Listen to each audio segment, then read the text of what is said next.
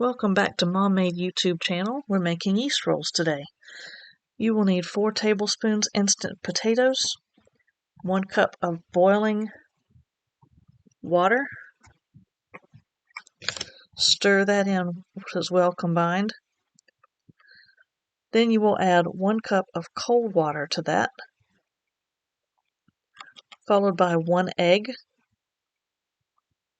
and 1 package of active dry yeast that has been prepared. You will then mix that well.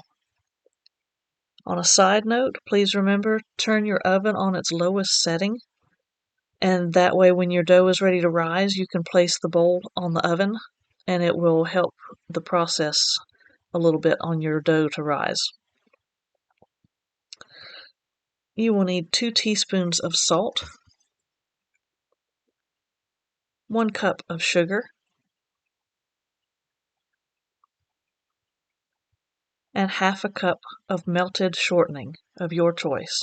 Be sure it is melted and it's oil in its liquid form, as this will help with the texture of the bread.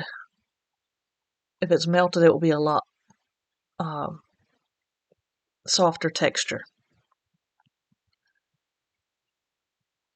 Attach your dough hook to your mixer. You can do this by hand, but you will get a very sore arm if you try to do that.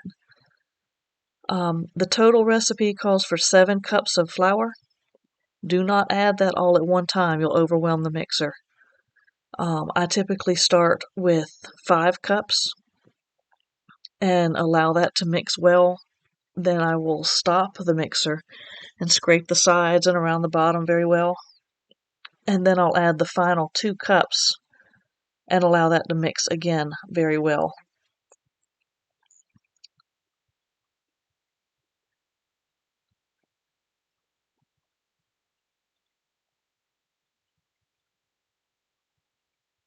While this is mixing, you need to get a bowl that you can place your dough in. Go ahead and spray that with your preferred cooking oil. Once the dough is ready on a floured surface, you can turn it out and knead until you have reached an elastic, not very sticky dough. You can add flour as you need to, just don't go overboard. You do not want the dough to turn very dry. Once you have kneaded that to the texture you need, turn that into your greased bowl.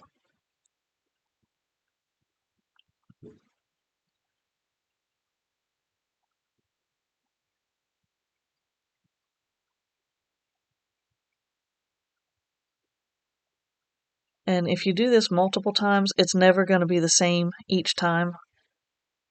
Just keep at it and you'll get the hang of it. And a side note, if you have toddlers, I would recommend you not make bread unless they are in bed long asleep, because they know when your hands are messy, and when you go after them, you will have a trail of flour wherever they go. And when you catch them, they will be in flour as well, and they will find it hilarious.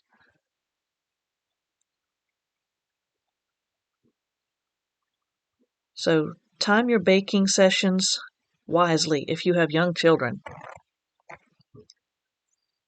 All right, go ahead and place your kneaded dough into your greased pan.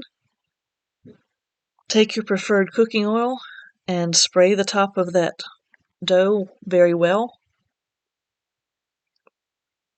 I apologize, my camera has been having issues of late trying to get things to focus. I will hopefully get that fixed here in the near future.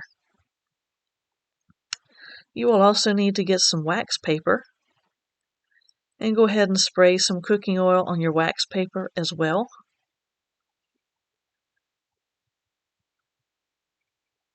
And place that over the bowl, grease side down. Then you need some form of towel that you can lay over that bowl and the wax paper, and place the bowl on your warm oven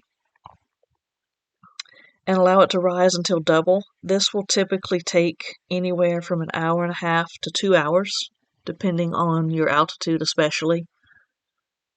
Once that is doubled, for your yeast rolls, you need a 9x9 dish. You will be doing 8 rolls down and 3 across. Pinch off around a 1.5 to 2 inch ball and roll that in your hand to get a log shape.